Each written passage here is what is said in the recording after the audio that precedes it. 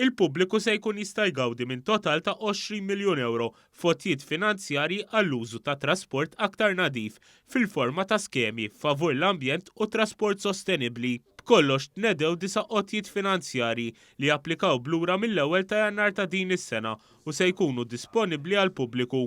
L-iskemi ġew imnedija mill-Ministru għat-Trasport Ian Burge u s-Segretarju Parlamentari għall-Fondi Ewropej Stefan Zrinzo Azzopardi. Dr. Burge qal li permezz ta' dan l-investiment il-Gvern se jkompli jgħin lin-nies sabiex jeqilbu l-vetturi tagħhom għal hybrid jew elettriċi u bekk ikollna anqas emissjonijiet fl-arja.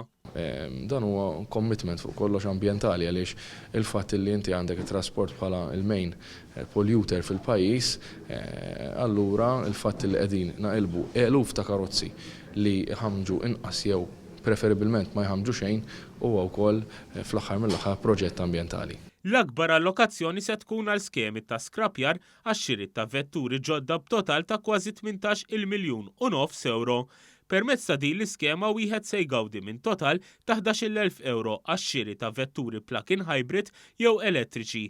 Lotja titla' 1,000 euro oħra jekk tiskrapja l-karozza l-antika tiegħek u lotja tirdoppja jekk il-vettura li se tiġi skrapjata tkun reġistrata f'għawdex. Jekk wieħed jixtri minibus jew trak żgħir li jinġġes anqas jista' jgawdi minn lotja ta' massimu ta' 40,000 euro jew kwart ta' miljun euro rispettivament. Punt notevoli ieħor huwa li kemm il-darba tixtri vettura elettrika jew plug-in hybrid użata, il-Gvern jagħti kotja sa massimu ta' 8,000 euro. Kotja oħra b'allokazzjoni ta' 60,000 euro se tinċentiva l-użu ta' fuel alternattiv magħruf bħala LPG.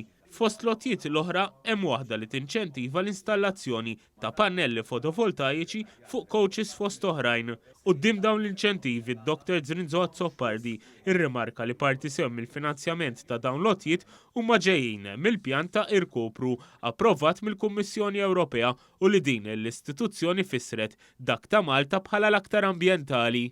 Fil-fatt hawnhekk qegħdin nagħmlu implementazzjoni ta' għani li permezz tiegħu nelettrifikaw aktar il-karozzi tagħna u bekk innaqsu l-emissjonijiet. Il-pjan tal-kupru għalkemm għandu il-viżjoni li isaħħaħ l-ekonomija u tkabbir ekonomiku ta' pajjiżna qed iħares lejn żewġ għanijiet importanti, il-bidla lejn ekonomija aktar ħadra u l-bidla lejn ekonomija aktar diġitali.